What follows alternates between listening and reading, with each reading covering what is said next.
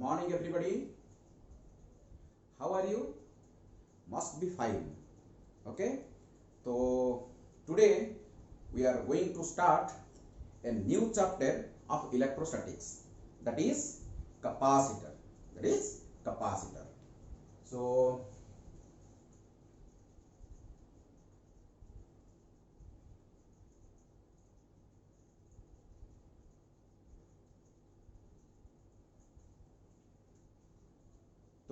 ये chapter capacitor शुरू करने से पहले myself lieutenant Dyuti Krishna Khandwal interacting with you through this YouTube video, and I hope you definitely will get something from my videos. Okay, तो चलो शुरू करते हैं कैपेसिटर्स. तो actually capacitor is an electrical equipment. Capacitor is an electrical equipment. So capacitor के बारे में हम बहुत कुछ आगे पढ़ेंगे, लेकिन एक छोटा सा आइडिया, प्रिलिमिनरी आइडिया में आपको देने की कोशिश कर रहा हूं. देखो, हमको कंटिन्यूअसली कहीं कहीं हमको कंटिन्यूअसली एनर्जी चाहिए और कहीं कहीं हमको इंस्टेंटली एनर्जी चाहिए और इंस्टेंटली ज्यादा एनर्जी चाहिए. ओके, तो बैटरी एक ऐसा इक्विपमेंट है जो हमको कंटिन्यूअसली एनर्जी देता रहता है. सो battery is a source of energy which supplies energy continuously, but capacitor is an extra ordinary instrument equipment which gives us instant energy. instantly large amount of energy is given by the capacitor. Okay, तो energy continuously पाने के लिए हम battery use करेंगे, instantly large amount of energy पाने के लिए हमको कैपेसिटर चाहिए. तो इंस्टेंटली ज्यादा एनर्जी हमको क्यों चाहिए? देखो, जब हम कैमरा में फोटो लेते हैं, जब कैमरा में हम फोटो लेते हैं, आप स्टूडियो को गए होंगे, आपका मोबाइल भी आप यूज कर रहे होंगे. जब आप फोटो लेते हो, जब क्लिक करते हो, एक फ्लैश ऑफ लाइट आपके ऊपर गिरता है. तो इतना ज्यादा लाइट, जो इतना ज्यादा एनर्जी लाइट एनर्जी में जो कन्वर्ट हो रहा है, वो किसने सप्लाई कर रहा है? कैपेसिटर सप्लाई कर रहा है. ओके, कैपेसिटर हमको सप्लाई कर रहा है. बैटरी इतना ज्यादा एनर्जी एक साथ इंस्टेंटली दे नहीं सकता. सो कैपेसिटर को ऐसे बनाया गया, जो सर्किट जब ऑपरेट होता है उस वक्त वो एनर्जी स्टोर करता रहता है. जब आप हमको आवश्यक पड़ता है, जब हमको जरूरत पड़ता है, वो इंस्टेंटली एनर्जी को दे देता है. आप देखे होंगे, आपका जो फैन में भी एक कैपेसिटर होता है. सो फैन को एक्सेलरेट करने के लिए जब हम ऑन करते हैं, फैन धीरे धीरे एक्सेलरेट करता है. जो एक्सेलरेट करने के लिए जो एनर्जी चाहिए, ज्यादा एनर्जी चाहिए, इसलिए हम कैपेसिटर यूज करते हैं. जब कैपेसिटर, जब हमारा फैन स्लो हो जाता है, हम कैपेसिटर को चेंज करते हैं. जब न्यू कैपेसिटर लगाते हैं तो हमारा फैन इंस्टेंटली स्पीड हो जाता है.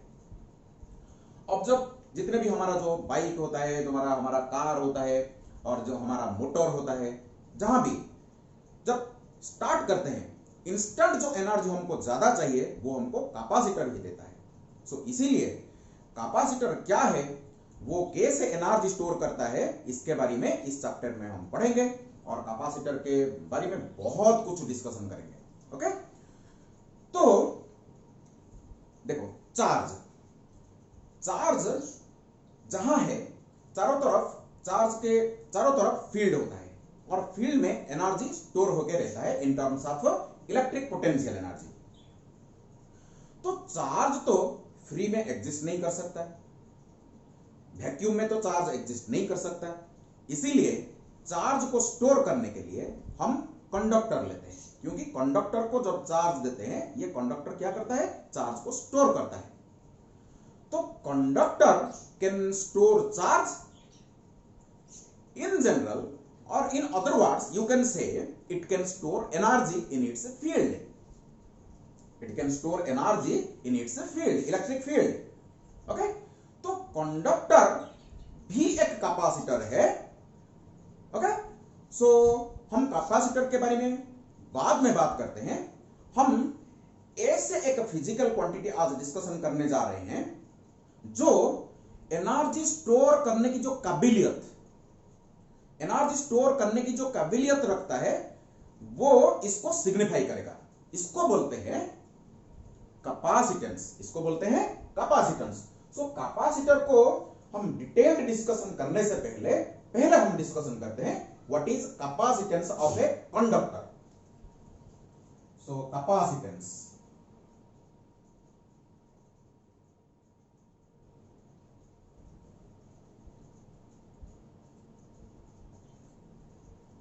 capacitance. Okay, see, we know, suppose we have a conductor. So suppose for instance a spherical conductor. We have a spherical conductor. Its radius suppose r ले लो, इसको charge देते रहो, जाओ चार्ज देते रहो देते रहो देते रहो।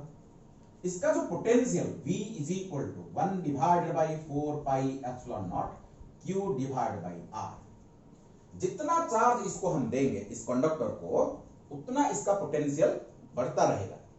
ओके, सो ये डिस्कशन से पता चलता है the potential of a conductor. ये तो स्फेरिकल कंडक्टर मैंने आपको बोल दिया, लेकिन कोई भी कंडक्टर हो of any shape and any size, इसका potential is directly proportional to charge given.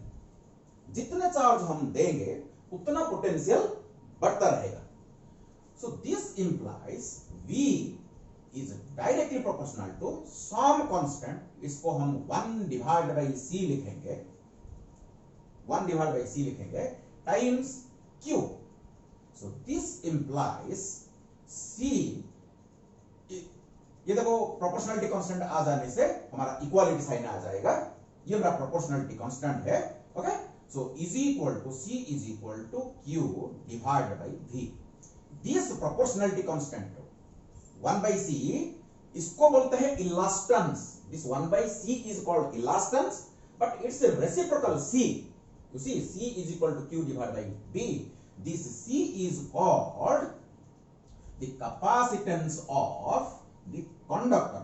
पहले हम कंडक्टर के बारे में डिस्कशन करेंगे, इसके बाद हमारा नेक्स्ट वीडियो में हम कैपेसिटर के बारे में डिस्कशन करेंगे। हम देखेंगे ये जो कंडक्टर और कैपेसिटर में क्या फर्क है। ओके, कंडक्टर हमारा क्यों काम नहीं कर सकता, क्यों ज्यादा एनर्जी स्टोर नहीं कर सकता, इसके बारे में डिस्कशन करेंगे। इसके बाद में इस कंडक्टर को लेके हम कैपेसिटर तैयार करेंगे जो कि कम जगह में ज्यादा एनर्जी को स्टोर कर पाएगा। Clear all of you? So C is equal to Q divided by V. This C, constant C of a conductor is called capacitance. Is called capacitance. It actually tells about the ability of storing energy. एक conductor कितना energy store कर सकता है, इसके बारे में हमको ये कैपेसिटेंस बताता है। Clear all of you? So इस कैपेसिटेंस के बारे में थोड़ा डिस्कशन करते हैं। चलो आओ। So Q is equal to, from this relation you can see the capacitance is equal to charge divided by potential. Charge divided by potential. एक minute,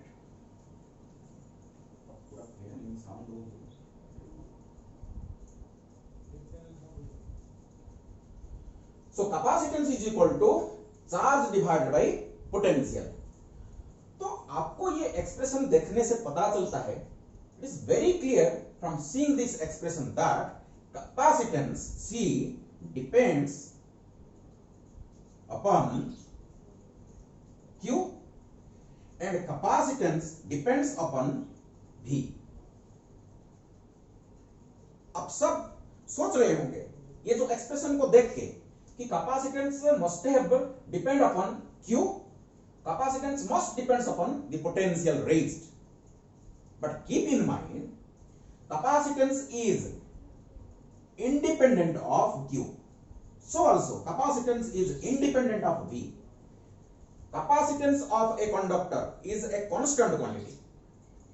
keep in mind capacitance of a conductor is a constant quantity. It is independent of charge given to the conductor and it is independent of potential raised. Okay, this Q by V, अगर आप एक conductor को आप charge देते रहोगे तो potential भी proportionately बढ़ता रहेगा। जितना चार्ज दोगे प्रोपोर्शनेटली पोटेंशियल भी बढ़ता रहेगा और ये जो ratio will be a constant quantity. So एक कंडक्टर के लिए capacitance is a constant quantity, please keep in mind. तो आप के मन में एक क्वेश्चन आ रहा होगा, on what factors this capacitance depends upon, on what factors this capacitance of a conductor depends upon. चलो इसके ऊपर थोड़ा डिस्कशन करेंगे। सो एक एक पॉइंट करके हम डिस्कशन करेंगे। Note number 1, so capacitance depends upon, ये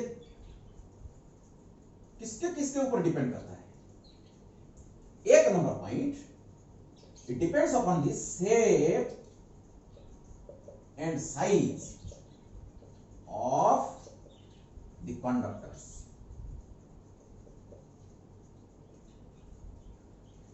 It depends upon shape and size of the conductors. That means अगर सेकंड पॉइंट को जाए इसके बाद जियोमेट्रिकल, अगर दो कंडक्टर होगा, देखो जब हम कैपेसिटर को आएंगे उस वक्त हमारा दो कंडक्टर होगा, इसीलिए मैं इसके बारे में भी बता देता हूं। इधर geometrical placing of the conductors, shape and size of the conductor के ऊपर डिपेंड करेगा और जियोमेट्रिकल प्लेसिंग के ऊपर भी डिपेंड करेगा। सो इसको अगर हम ऐसे भी बोल सकते हैं, एक्चुअली एरिया के ऊपर ये डिपेंड करता है, एरिया के ऊपर डिपेंड करता है। इसके बारे में पूरा आगे डिटेल डिस्कशन होगा। ओके, और जियोमेट्रिकल प्लेसिंग मींस डी के ऊपर भी डिपेंड करेगा, डिस्टेंस बिटवीन टू कंडक्टर के ऊपर डिपेंड करेगा। एंड नंबर 3 में नेचर ऑफ इंटरवेनिंग मीडियम, इस दो कंडक्टर के बीच में, इस दो कंडक्टर के बीच में, मैं आपको बता रहा हूं कैपेसिटर में दो हमारा कंडक्टर होगा, इसके बारे में हम नेक्स्ट वीडियो में डिस्कशन करेंगे। सो दो कंडक्टर के बीच में अगर वैक्यूम होगा इसका कैपेसिटेंस अलग होगा, दो कंडक्टर के बीच में अगर कुछ मीडियम आ जाएगा तो इसका कैपेसिटेंस बदल जाएगा। तो capacitance depends upon the nature of the intervening medium. इसको हम कैरेक्टराइज करते हैं के द्वारा, dielectric constant of the intervening medium. Dielectric constant K of the intervening medium के ऊपर भी डिपेंड करता है। ये दो को, इस दो को हम अगर ज्वाइन कर देंगे ऐसे, तो ये दो हो गया हमारा क्या, जियोमेट्रिकल। ये दो को मिला के हम ऐसे लिख सकते हैं, जियोमेट्रिकल कंस्ट्रक्शन।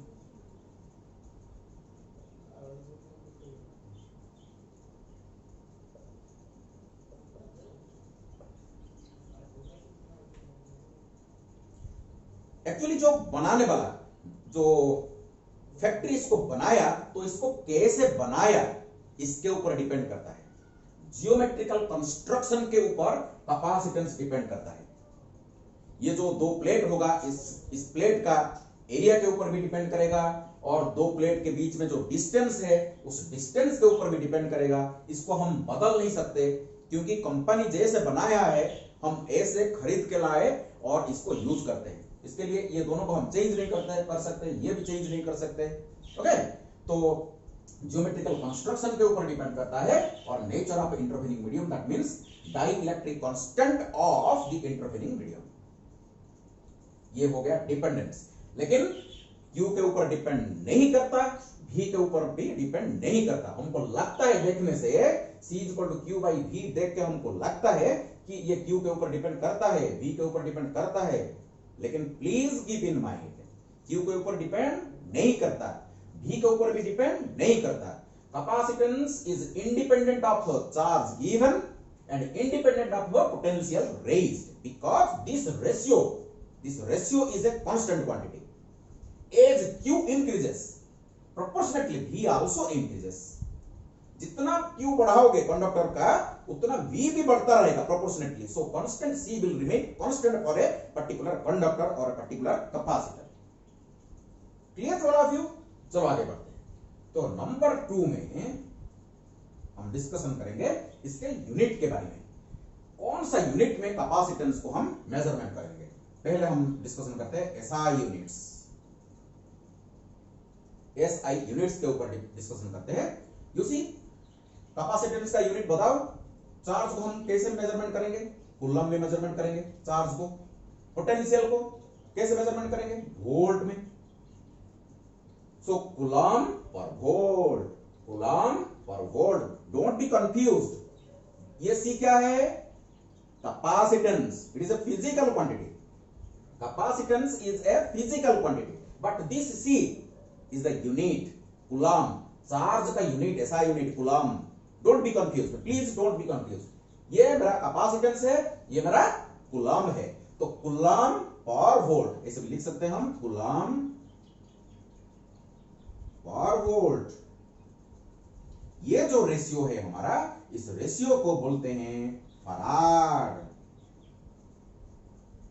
फराड इसको रिप्रेजेंट करते हैं कैपिटल F में। इसको कैपिटल F के द्वारा रिप्रेजेंट करते हैं फराड। सो कैपेसिटेंस का SI यूनिट होता है फराड। अच्छा, अब इसका फिजिकल मीनिंग बताओ। सोचो, एक फराड, एक कंडक्टर का कैपेसिटेंस 1 फराड का मतलब क्या है? मीनिंग क्या है? What is the physical significance of 1 farad? आओ समझते हैं। चलो एक कंडक्टर लेते हैं।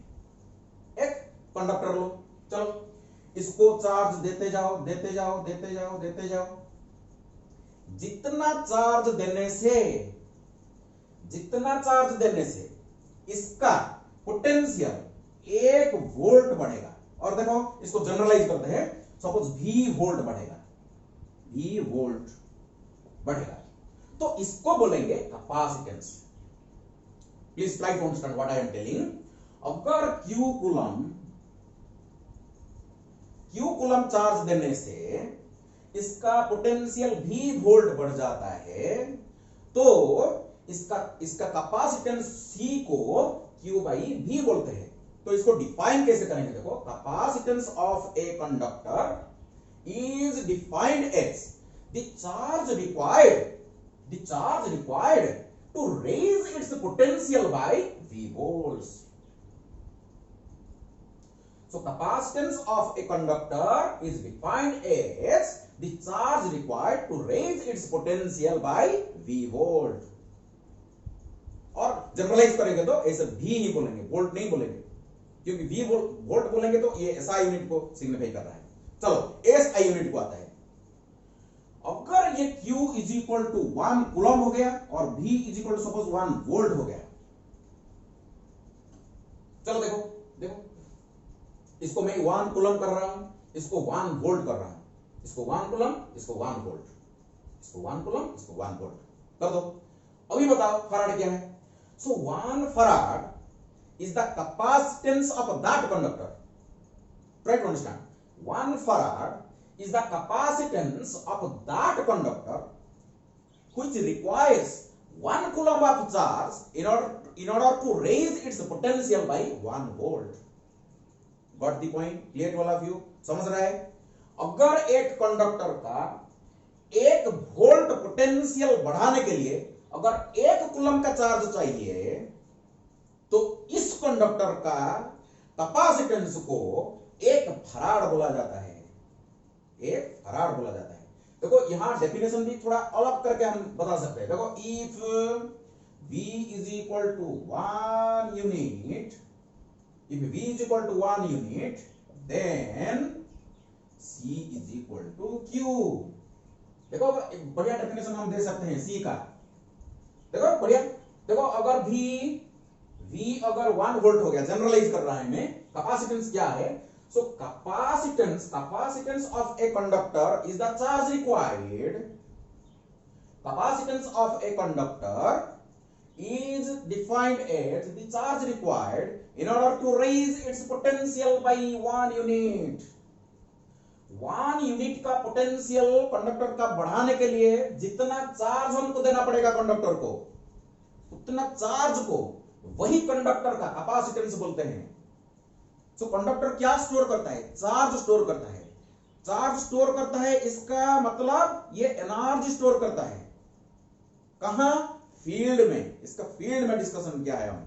देखो ऑलरेडी ये जो डिस्कशन में किया हूं, मेरा जो ई वी एंड यू का जो मेरा वीडियो, इसको प्लीज देखो। मेरा प्रीवियस वीडियो इलेक्ट्रोस्टैटिक्स का 2 वीडियो मैंने छोड़ा, E V and you, E V and you का 4 टाइप का मैं स्फीयर का बढ़िया बढ़िया 2 वीडियो मैंने छोड़ा, प्लीज देखो इसको, अब पूरा समझ में आ जाएगा। तो चलो, तो 1 फराड का डेफिनेशन आ गया।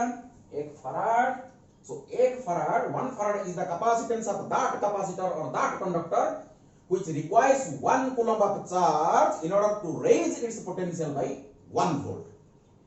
1 वोल्ट पोटेंशियल बढ़ाने के लिए अगर 1 कूलम का चार्ज चाहिए तो वही कंडक्टर का कैपेसिटेंस को 1 फराड बोला जाता है। चलो, तो इसका जो ये हो गया मेरा एसआई यूनिट। अगर हम जाएंगे सीजीएस यूनिट हो जाएंगे, वो हो जाएगा start coulomb divide by start volt. इसको बोलते हैं हम स्टार्ट फराड, इसको स्टार्ट फराड बोलते हैं। ठीक है, तो सीजीएस यूनिट में कैपेसिटेंस को हम स्टार्ट फराड में मेजरमेंट करते हैं। चलो रिलेशनशिप डेवलप करते हैं। 1 फराड इज इक्वल टू कितना स्टार्ट फराड होगा? चलो, ये जो हमारा fundamental C is equal to Q divide by V, ये मेरा इंपोर्टेंट फॉर्मूला है, इसको प्लीज बाय हार्ट कर दो।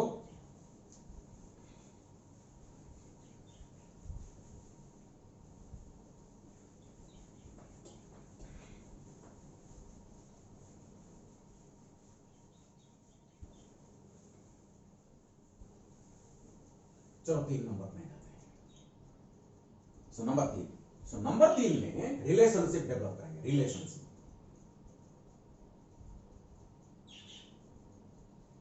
so 1 farad is equal to dash statfarad. So धीरे धीरे लेवल बढ़ाते हैं। So this implies 1 farad is equal to, you see 1 farad is equal to 1 coulomb divide by 1 volt. बताओ, 1 coulomb is equal to 3 into 10 to the power 9 statcoulomb. 1 coulomb is equal to 3 10 पर 9 start coulomb, हमको मालूम है। 1 volt is equal to भी मालूम है, 1 divide by 300 stat volt. देखो मेरा प्रीवियस वीडियो पोटेंशियल का, 1 volt is equal to 1 divide by 300 stat volt आपको मिलेगा। सो बताओ, ये अगर 300 ऊपर चला जाएगा, 300 ऊपर चला जाएगा तो 339, ये जो 2 शून्य अगर इसको मिला देते हैं तो 10 to the power 11 स्टार्ट, वो start farad. So 1 farad is equal to 9 into 10 to the power 11 stat farad. Actually देखो, ये जो फराड, मैं अब आगे एक एग्जांपल आपको दिखाऊंगा। ये जो फराड है हमारा बहुत बड़ा यूनिट है। Generally this farad unit is not used in a daily life, इसीलिए कुछ प्रैक्टिकल यूनिट्स हम यूज करेंगे। आपको मैं साबित करके दिखाऊंगा, मैं प्रूव करके दिखाऊंगा। ये जो फराड है बहुत बड़ा यूनिट है। सो प्रैक्टिकल लाइफ में जितने कंडक्टर्स हमारे पास होते हैं, कोई भी कंडक्टर का कैपेसिटेंस 1 फराड नहीं होगा, प्रैक्टिकल जो होते हैं।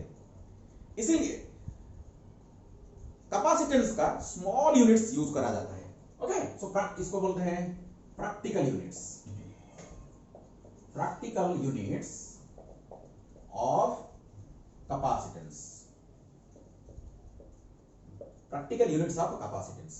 so practical units होता है तुम्हारा 1 माइक्रोफराड, इसको ऐसे बोलते हैं 1 माइक्रोफराड, इसको लिखते हैं 1 माइक्रोफराड, ऐसे रिप्रेजेंट करते हैं।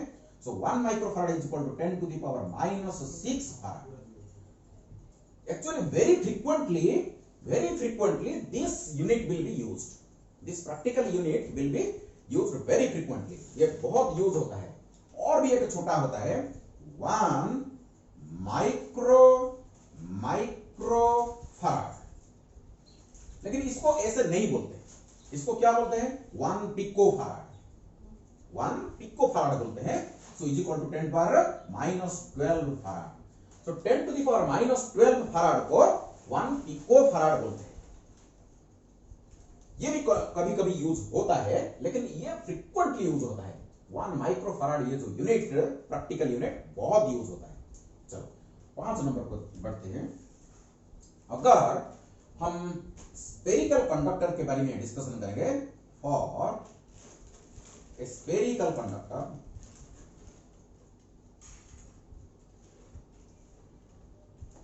अब तक जो डिस्कशन चल रहा था, कोई भी conductor of any shape and any size, लेकिन इसको हम स्पेशलाइज अगर करेंगे, अगर हम स्फेरिकल कंडक्टर की बात करेंगे, तो आपको पहले मैं बताया था, देखो इसका अगर रेडियस r है, इसको अगर q चार्ज दिया गया, तो इसका पोटेंशियल होगा v is equal to 1 divided by 4 pi epsilon not q divided by r। इसका डिस्कशन आप पहले से हम कर चुके हैं पोटेंशियल के चैप्टर में। So v is equal to 1 divided by 4 pi epsilon not q by r, ये एक स्फेरिकल कंडक्टर का पोटेंशियल है। अगर इसका कैपेसिटेंस पूछूं, इसका कैपेसिटेंस क्या होना चाहिए, देखो formula q c is equal to q by v। So as c is equal to q divided by v, आप देख सकते हो। So this implies this is equal to q divided by v, v देखो। So 1 divided by 4 pi epsilon nought r, q divided by r। देखो this q and q cancels out, यहां से directly हम कर सकते थे, q डिवाइड बाई v करके भी कर सकते थे, लेकिन मैं आपको समझाया पूरा q, ये v का पूरा एक्सप्रेशन इधर रख दिया मैंने, q cancels out, 1 divide by 4 pi epsilon naught ऊपर जाएगा। So is equal to 4 pi epsilon naught times, ये देखो बढ़िया एक्सप्रेशन निकल के आया। So capacitance of a spherical conductor, capacitance of a spherical conductor, please keep in mind, this is the capacitance of a spherical conductor, it is 4 pi epsilon naught times r। so ये मेरा second expression, 1 number 2 number, it is general expression for any conductor, any capacitor, it is general expression, but this is for a spherical conductor, okay। so यहां हम बोल सकते हैं C is directly proportional to R। सो इसका radius जितना बड़ा होगा, spherical conductor का रेडियस जितना बड़ा होगा, इसका कैपेसिटेंस भी उतना बड़ा होगा, okay. So capacitance of a spherical conductor is directly proportional to the radius. So देखो आपको अगर रेडियस दिया गया है, डायरेक्टली आप कैपेसिटेंस निकाल सकते हैं, डायरेक्टली आप कैपेसिटेंस निकाल सकते हैं। चलो देखते हैं।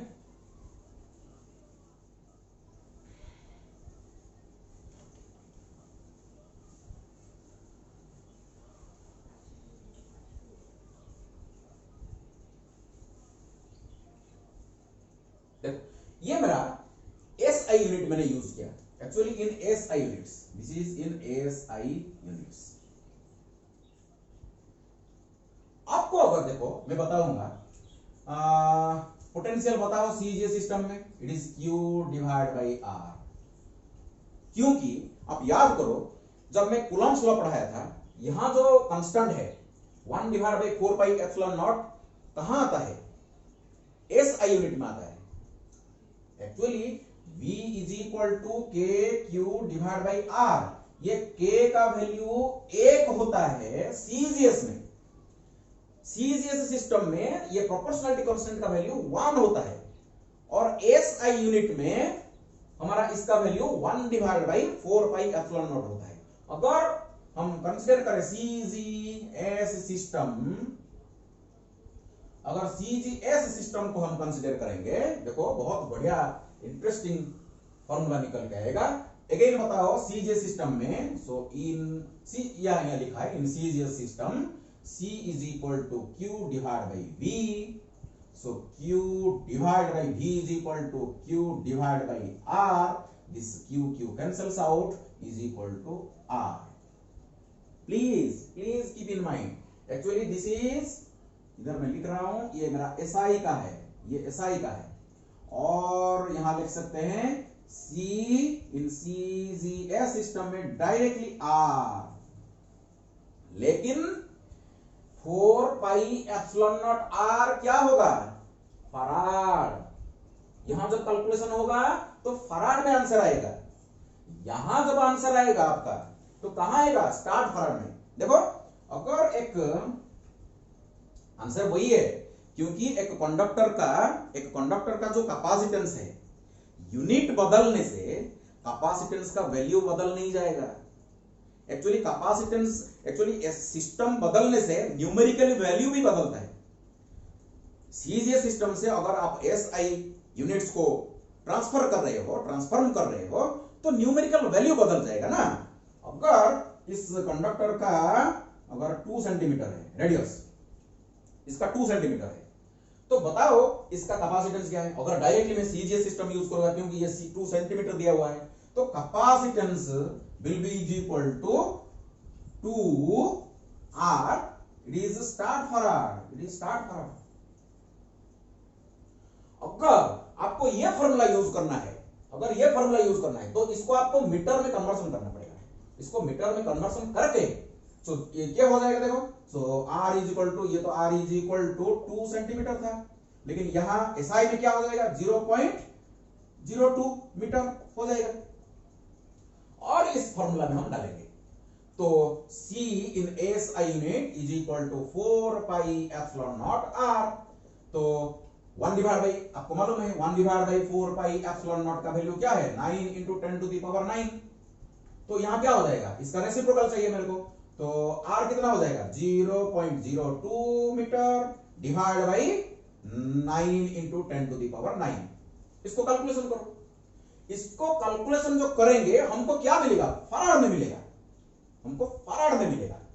इस फराड को अगर हम स्टार्ट फराड में कन्वर्ट करेंगे तो हमको पता है कि 1 farad is equal to 9 into 10 to the power 11 stat farad. ये फॉर्मूला तो हमको मालूम है।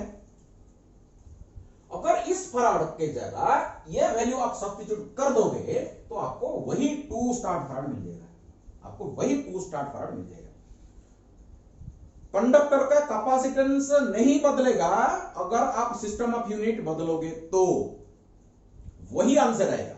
लेकिन यहां क्या होता है, सीजीएस में थोड़ा आसान होता है कैलकुलेशन करने। जो 2 सेंटीमीटर दिया, बस ये फॉर्मूला देखो, सीजीएस में इक्वल टू R, बस ये सेंटीमीटर हटा दो और वहां क्या लिख दो? स्टार्ट फराड लिख दो। क्लियर? समझ में आया? लेकिन कैपेसिटेंस वही आएगा। यहां फराड को अगर मैं स्टार्ट फराड में कन्वर्सन करूंगा, वही 2 स्टार्ट फराड आना चाहिए। ठीक है, चलो आगे बढ़ो। चलो देखते हैं और एक एग्जांपल देखते हैं। हमारा जो एर्थ है, ये तो एक एप्रोक्सीमेट स्फीयर है, परफेक्ट स्फीयर नहीं है, एप्रोक्सीमेटली स्फीयर का शेप है। ये देखो एर्थ हमारा, ओके, यहां थोड़ा कंप्रेस्ड है, यहां थोड़ा बल्जिंग है, फिर भी इसको हम मान सकते हैं ये स्फीयर की शेप में। जिसका रेडियस है, ये एर्थ है हमारा। इस एर्थ का रेडियस कितना है बताओ? तो 6.4 into 10 to the power 6 metre. It's huge, 6400 kilometre. Surface से average, this is the average distance, actually average radius of the earth, because it is different for different places. Equator में थोड़ा ज्यादा है, पोल में थोड़ा कम है, लेकिन हम एवरेज वैल्यू कंसीडर कर रहे हैं। It is the average value. So surface से सेंटर तक पहुंचने के लिए हमको 6400 किलोमीटर ट्रैवल करना पड़ेगा। It is a huge sphere, earth is a huge sphere. चलो देखते हैं इस स्फीयर का, इस कंडक्टर का कैपेसिटेंस कितना है। चलो देखते हैं। So capacitance of earth is equal to 4 pi epsilon naught times R, radius of the earth is equal to this much, we know. चलो सब्स्टिट्यूट करो, 1 divide by 4 pi epsilon nought is equal to 9 × 10 power 9, तो 4 pi epsilon nought is equal to कितना होना चाहिए, 1 divide by 9 × 10 to the power 9 multiplied by 6.4 × 10 to the power 6 metre. इसको अगर हम calculation करेंगे हमको मिलेगा 711 × 10 टू द पावर -6 फराड। चलो कैलकुलेशन करो इसको, आपको मिलेगा 711 multiplied by 10 power -6 farad. You see how small it is, how small it is. Earth is a huge sphere. Expectation से ज्यादा है, आप जितना सोच नहीं सकते उससे ज्यादा बड़ा है ये एर्थ। सो इतना बड़ा कंडक्टर का, इतना बड़ा एर्थ का कैपेसिटेंस बताओ कितना, 711 मल्टीप्लाइड बाई 10 पावर -6 फराड। तो आप देख सकते हो ये जो फराड कितना बड़ा होगा। ये जो फराड है, जो एसआई यूनिट में कैपेसिटेंस को हम मेजरमेंट करने के लिए ये जो फराड यूज करते हैं, ये बहुत बड़ा है। इतना बड़ा एर्थ का कैपेसिटेंस भी एक फराड नहीं। देखो 10 power -6, it is so small capacitance, it is only 711 microfarad हम लिख सकते हैं। ये देखो 10 पावर -6 फराड को क्या बोलते हैं, माइक्रोफराड, बहुत कम। इसीलिए तो जो प्रैक्टिकल लाइफ में जो कंडक्टर्स हम यूज करते हैं, बताओ इतना बड़ा एर्थ का अगर कैपेसिटेंस 711 माइक्रोफराड है, तो नॉर्मली जो कंडक्टर हम यूज कर रहे हैं इसका कैपेसिटेंस कितना होगा, बहुत कम होगा, नेग्लिजिबली स्मॉल है। इसीलिए हमको कुछ करना पड़ेगा। क्या करना पड़ेगा, इसीलिए तो हम कैपेसिटर तैयार किए हैं।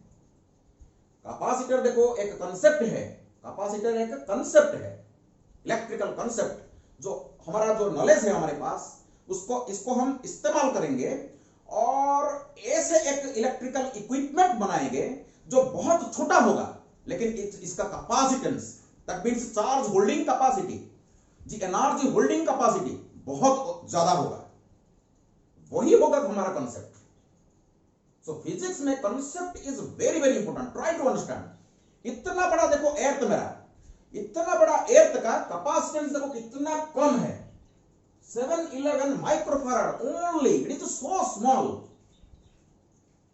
तो प्रैक्टिकल लाइफ में जो कंडक्टर्स हमारे पास होंगे, बताओ उसका कैपेसिटेंस कितना छोटा होगा। तो इसको हम यूज जनरल लाइफ में कर नहीं सकते, यूज नहीं कर सकते। हमको ज्यादा कैपेसिटेंस चाहिए, ज्यादा चार्ज होल्डिंग कैपेसिटी होना चाहिए एक कंडक्टर का। तो क्या करेंगे, हमारा जो कंसेप्ट को यूज करके ऐसे एक इक्विपमेंट बनाएंगे जिसका चार्ज होल्डिंग कैपेसिटी, जिसका एनर्जी स्टोरिंग कैपेसिटी बहुत ज्यादा होगा, और वो होगा हमारा कैपेसिटर। इसके बारे में हम नेक्स्ट वीडियो में बात करेंगे। सो आज वीडियो को आगे बढ़ाते हैं। ये हो गया हमारा capacitance of the earth which is very very small. चलो बेटा, let me erase this question. So देखो, आपके मन में एक क्वेश्चन रेज हो रहा है, शायद होना चाहिए। सपोज एक कंडक्टर है, सपोज एक कंडक्टर है, इसका रेडियस है r, ओके। सो आप ये जो फॉर्मूला देख रहे हो, v is equal to 1 divide by 4 pi epsilon not q divide by r, ये जो एक्सप्रेशन देख रहे हो आप बोलोगे सर ये तो इस चार्ज को हम जितना भी चार्ज देंगे इसका तो उतना पोटेंशियल बढ़ता रहेगा। चलो जे चार्ज देते रहेंगे, चार्ज देते रहेंगे, चार्ज देते रहेंगे, इसका तो इसको तो हम जितना भी चार्ज देगा ये तो होल्ड कर सकता है, क्यों नहीं करेगा सर? नहीं कर सकता, इसका एक लिमिट होता है। इसको थोड़ा सा डिस्कशन करते हैं। चलो देखो देखो डिस्कशन करते हैं। ये जो हमारा कंडक्टर है, और कोई भी अगर मटेरियल है, कोई भी कंडक्टर ना होते हुए ये इंसुलेटर भी हो सकता है, एक मटेरियल लो। ये जो material consist of large number of atoms, atom की सेंटर में न्यूक्लियस होता है which is positively charge, and negatively charged electrons are revolving around the nucleus in circular orbits. ये जो एटॉमिक फिजिक्स में, मॉडर्न फिजिक्स में हम डिटेल बात करेंगे, लेकिन आपको पता है negatively charged electrons are revolving around the nucleus in circular orbits. ये बंधे हुए हैं, ये जो इलेक्ट्रॉन्स बंधे हुए हैं। ओके, तो अगर हम एक फील्ड क्रिएट करेंगे इस मटेरियल को लेके, अगर हम एक फील्ड क्रिएट करेंगे, फील्ड को बढ़ाते जाएंगे, तो ये जो इलेक्ट्रॉन्स है ना, इलेक्ट्रॉन को देखो, ये जो अगर पॉजिटिव प्लेट होगा, ये अगर नेगेटिव प्लेट होगा, इस इलेक्ट्रॉन देखो इलेक्ट्रिक फील्ड का डायरेक्शन कहां से कहां तक होता है, नेगेटिव, पॉजिटिव से नेगेटिव तक, हायर पोटेंशियल से लोअर पोटेंशियल की तरफ इलेक्ट्रिक फील्ड का डायरेक्शन है। इलेक्ट्रिक फील्ड का डायरेक्शन हमेशा प्लस से माइनस तक। लेकिन ये जो इलेक्ट्रॉन नेगेटिव चार्ज है, इसके ऊपर एक फोर्स लगेगा माइनस QE, इसका मैग्नीट्यूड होगा QE, जो कि इलेक्ट्रिक फील्ड की जस्ट अपोजिट डायरेक्शन में एक्ट करेगा। अगर पॉजिटिव चार्ज होता है तो फोर्स इधर लगता है, लेकिन इलेक्ट्रॉन नेगेटिव चार्ज है तो इसके ऊपर फोर्स कहां तक, किधर लगेगा, पॉजिटिव प्लेट की तरफ लगेगा, opposite to the electric field. अगर ये जो E मैं बढ़ाऊं और बढ़ाऊं और बढ़ाऊं तो इलेक्ट्रिक फोर्स भी बढ़ता रहेगा। एक ऐसा पॉइंट आएगा, एक टर्निंग पॉइंट रीच करेगा, जहां ये इलेक्ट्रॉन्स क्या होंगे, निकल के आ जाएंगे बाहर। ये जो चारों तरफ घूम रहे हैं ना बाउंड स्टेट में, ये फ्री हो जाएंगे। जो minimum electric field at which this breakdown occurs is called your dielectric strength of the medium, dielectric strength of the conductor, इसको बोलते हैं। Clear to all of you? ये जो E धीरे धीरे बढ़ाते चलो, बढ़ाते चलो, बढ़ाते चलो, एक टाइम आएगा, एक पर्टिकुलर वैल्यू ऑफ E के लिए ये क्या हो जाएंगे, आयोनाइज हो जाएंगे, एटम्स आयोनाइज हो जाएंगे। जिस इलेक्ट्रिक फील्ड में आयोनाइज होना शुरू हुआ, वही इलेक्ट्रिक फील्ड को बोलते हैं ब्रेकडाउन, इस पोटेंशियल डिफरेंस को बोलते हैं ब्रेकडाउन वोल्टेज, और ये इलेक्ट्रिक फील्ड को बोलते हैं dielectric strength. Dielectric strength is the minimum electric field at which ionise starts. Clear to all of you? So इसको आप सोच रहे थे क्या, इसको जैसे जितने भी चार्ज दूंगा वो स्टोर करता रहेगा? नहीं नहीं नहीं नहीं, देखो जितना चार्ज दोगे पोटेंशियल बढ़ता जाएगा, बढ़ता जाएगा, एक मोमेंट आएगा ये क्या करेगा, ये डिस्चार्ज करेगा चार्ज को, ये डिस्चार्ज करेगा चार्ज को।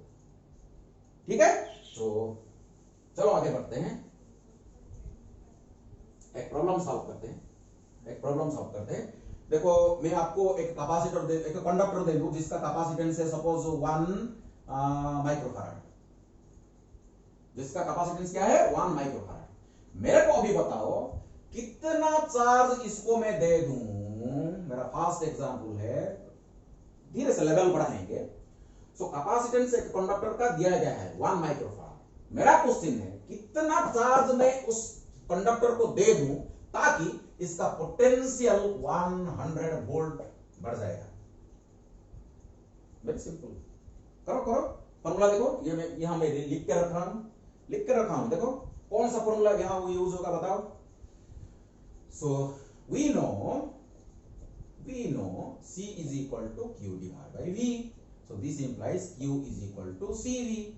So Q is equal to CV. C कितना है 1 microfarad means 1 into 10 to the power minus 6 farad multiplied by volt, कितना वोल्ट बताओ 100 volt. So is equal to, देखो कितना हो गया, so ये हो गया मेरा 10 to the power minus 4 coulomb, ये हो गया मेरा 10 to the power minus 4 coulomb. ठीक है, बताओ होगा कि नहीं?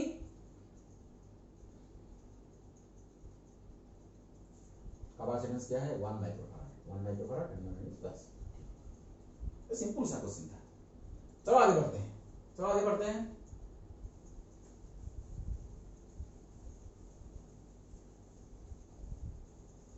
और एक क्वेश्चन लेते हैं। सपोज एग्जांपल 2, एक कंडक्टर है इधर, इसका रेडियस है suppose R is equal to given 2 metre, इसका रेडियस क्या है 2 मीटर। पहला प्रश्न आपको पूछा गया इसका कैपेसिटेंस बताओ, 1 नंबर क्वेश्चन। सेकंड में पूछ रहा है बी में, अगर इसका dielectric strength E is equal to, इसका डाई इलेक्ट्रिक स्ट्रेंथ अगर E is equal to 10 to the power 6 newton per coulomb, इसका dielectric strength is equal to 10 to 6 newton per coulomb, that means this is the minimum. इसके बाद minimum, ये maximum है, ये maximum है। इसके बाद क्या होगा,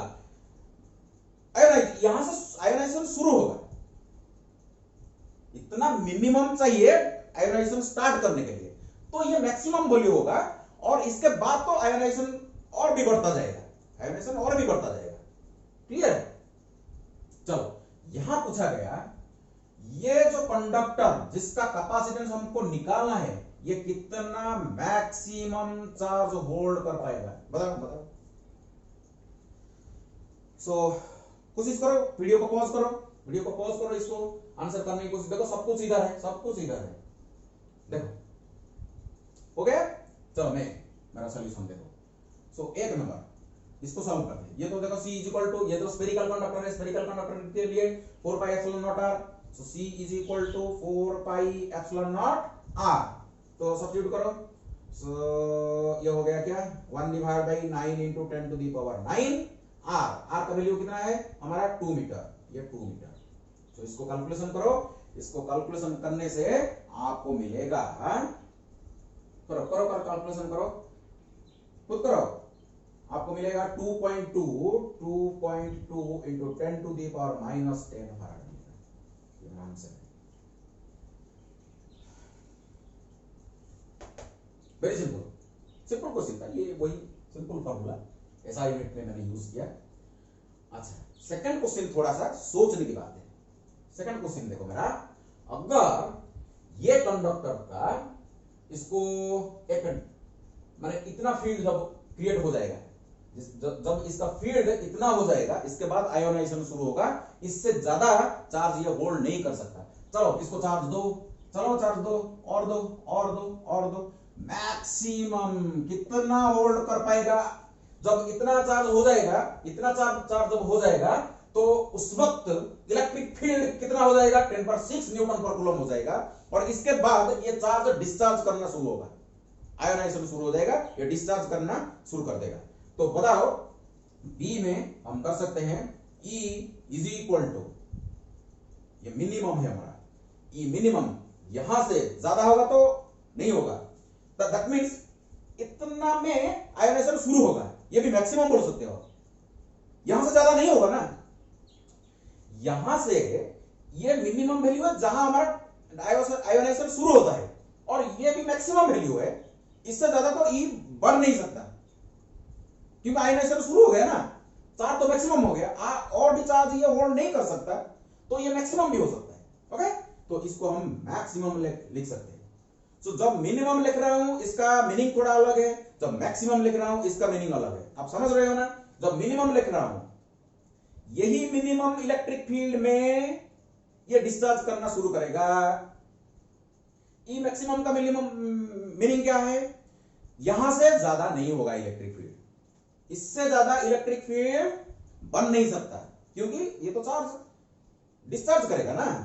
तो 1 divide by 4 pi epsilon nought Q max divide by R square. ये देखो, ये सिंपल है, खुद करो ये फॉर्मूला। आपको क्या पूछा गया? ये तो क्यू मैक्स पूछा गया, आप कर सकते हो। तो ये तो दिया गया है 10 टू पावर कितना है 10 पावर 6, ये मेरा डाइलेक्ट्रिक स्ट्रेंथ है। So is equal to 9 into 10 to the power 9, 1 divide by 4 pi epsilon nought. Q max तो मेरे को चाहिए, कितना चार्ज ये होल्ड कर सकता है, divide by R square, that means 2 metre का स्क्वायर, 2 का square. Now it is a simple calculation. चलो कैलकुलेट करो, आप खुद कैलकुलेट करो। ये देखो, ये 10 पर 6 है, ये 10 पर ये 3 हो जाएगा, ये 4 divide by 9 into 10 to the power 3। इसको कैलकुलेशन करो, आपको इतना कूलम मिल जाएगा। ओके, ये आपका काम है, कैलकुलेशन करना आपका काम है। चलो आगे बढ़ते हैं, आओ।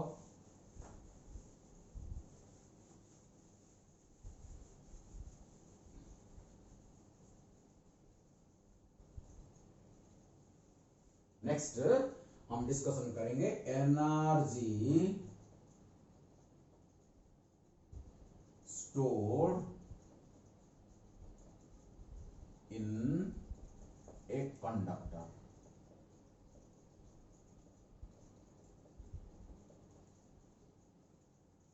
Energy stored in a conductor।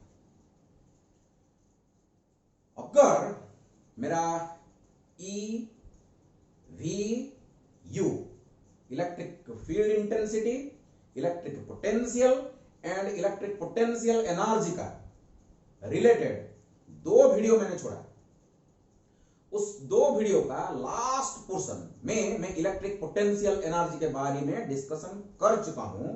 अगर वही वीडियो देके इधर आप आओगे तो आपके लिए ये चुटकी में आप समझ सकते हो, ये आपके लिए पूरा आसान हो जाएगा। देखो, इलेक्ट्रिक पोटेंशियल एनर्जी का कंसेप्ट उधर मैंने डिटेल डिस्कशन किया, फिर भी आज इधर और भी डिस्कशन को आगे बढ़ाते हैं।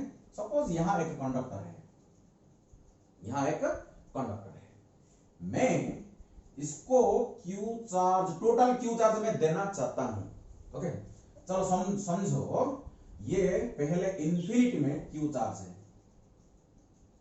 इसका रेडियस है सपोज आर, कोई भी कंडक्टर ले लो, कोई भी कंडक्टर ले लो। ओके, पहले Q amount of charge is at infinity, infinity में क्यू अमाउंट ऑफ चार्ज है। मैं क्या करूंगा, धीरे धीरे चार्ज को उठा के इसको देता रहूंगा। चलो, bring charge from infinity and give to this body. चलो देते जाओ, देते जाओ, देते जाओ। At a particular instant it is seen that इसका चार्ज क्यू हो गया। इसका चार्ज कितना हो गया? क्यू हो गया। ओके, अभी और डी क्यू चार्ज को उठा के, स्मॉल अमाउंट ऑफ चार्ज उठा के मैं इसको देना चाह रहा हूं। देखो, अगर इसका चार्ज क्यू है तो बताओ V इज इक्वल टू क्या होगा? Q डिवाइड बाई C होगा कि नहीं? देखो पहले फॉर्मूला को देखो, Q divide by C, V is equal to Q divide by C। अगर इस कंडक्टर का कैपेसिटेंस होगा C तो V is equal to Q by C। इसको इक्वेशन नंबर 1 रखते हैं। At an instant, this is at an instant, जब इस कंडक्टर को कितना चार्ज दिया हम? Q charge. ये कैपिटल क्यू है, सॉरी ये कैपिटल क्यू है, क्योंकि अभी इसका कितना चार्ज है? क्यू चार्ज है। तो Q divide by C is the instantaneous potential when the charge given to this conductor is Q. इस मोमेंट में जब इसका पोटेंशियल v है और डी क्यू चार्ज को मैं इसको देना चाह रहा हूं, तो क्या होगा बताओ? Charge which is already there, जो चार्ज ऑलरेडी इसके पास है और जो चार्ज आ रहा है स्टोर होने के लिए, इसके बीच में क्या होगा? फोर्स ऑफ रिपल्सन होगा, because like charges ripple each other, repulsion होगा। इस रिपल्सन के अगेंस्ट में एक्सटर्नल एजेंट को वर्क करना पड़ेगा। So external agent has to perform work in storing dq amount of charge against this repulsive force। so external agent को जितना work करना पड़ेगा, कैसे करेगा वर्क? कैसे करेगा? जिसके पास एनर्जी होगा, तो एनर्जी तो कंज्यूम करना पड़ेगा एक्सटर्नल एजेंट को। so जितना एनर्जी वो कंज्यूम करेगा, according to principle of conservation of energy can neither be created nor destroyed but can be changed from one of its form to another form। So external agent work करने के लिए जितना energy consume किया, वही energy यहां electric potential energy के द्वारा store होगा। तो चलो बताओ, what is the amount of work done in storing dq amount of charge? v dq, because potential is equal to work done per unit charge। So dw is equal to v dq। dq charge store करने के लिए V D Q amount का work करना पड़ेगा। चलो आगे बढ़ो। So is equal to Q divide by C times D Q. This is my D W, small amount of work done in storing small amount of charge on the body when the potential is V। बताओ अभी मैं पूरा Q charge को यहां आके store करने के लिए मेरे को कितना वर्क करना पड़ेगा। So total work done in storing Q charge कैसे करूंगा, इंटीग्रेट करूंगा। So integration dW is equal to integration Q divided by C dQ। जब जीरो चार्ज स्टोर हुआ था उस वक्त जीरो वर्क डन हुआ था। जब Q चार्ज पूरा Q चार्ज मैं देना चाह रहा हूं, सो Q चार्ज जब पूरा दे दूंगा उस वक्त वर्क डन सपोज W है, तो लेफ्ट साइड क्या हो गया मेरा W इज इक्वल टू, देखो capacitance of a conductor constant quantity, so 1 divide by C को हम बाहर निकाल सकते हैं, इंटीग्रेशन Q dQ। ओके, तो इज इक्वल टू 0 से Q, so is equal to 1 divide by C, it is Q square divide by C। Directly एक step मैंने स्किप किया। So Q square by 2, sorry ये 2 है, Q square by 2, so Q square divide by 2, ये हो गया मेरा formula तैयार हो गया। देखो आप देख सकते हो ये मेरा पोटेंशियल एनर्जी का एक्सप्रेशन। एक कंडक्टर में ऐसे एनर्जी स्टोर होता है, तो this amount of work done will be stored as potential energy of the system is equal to, इसको हम ऐसे लिख सकते हैं आप Q square divide by C, Q square divide by C। आप समझ रहे हो ना मैं क्या किया, इसको 1 divide by C, it is Q square divide by 2, limiting value running from 0 to Q। तो देख सकते हो 1 divide by C, Q square divide by 2 minus 0, ये तो टर्म 0 हो जाएगा ना। सो आप लिख सकते हैं ये देखो 1 divide by 2 Q square by C। ये एक बढ़िया फॉर्मूला मेरा निकल के आ गया। देखो यहाँ 4 नंबर फॉर्मूला में लिख सकता हूँ, U is equal to 1 divide by 2 Q square divide by C। ये मेरा बहुत बढ़िया फॉर्मूला मिल गया मेरे को। ठीक है, चलो इसको मिटा दें। लेकिन देखो डिफरेंट फॉर्म में इसको याद रखते हैं। ये मेरा 1 नंबर फॉर्मूला है, और देखो मैं क्या कर रहा हूं, ये तो फॉर्मूला को देखो C equal to Q divide by V। ये Q और C में अगर Q इज इक्वल बताओ कितना है, Q is equal to CV। देखो Q is equal to CV यहां सब्स्टिट्यूट करो तो देखते हो। So U is equal to half Q square, that means C square V square divide by C। Q is equal to CV, तो Q square is equal to C square V square divide by C। एक C cancel out, so U is equal to half CV square. इसको भी याद रखो, Q और C में ये expression है मेरा, ये C और V में एक्सप्रेशन है पोटेंशियल एनर्जी का। सो मेरा 4I इसको लिख सकते हैं, 4II इसको लिख सकते हैं, U is equal to half CV square. और देखो Q और C में हो गया, देखो Q और C में हो गया, C और V में भी हो गया। अभी चाहिए Q और V में, Q और V में चाहिए तो C को हटाना पड़ेगा, तो C को हटाओ, तो C is equal to Q by V।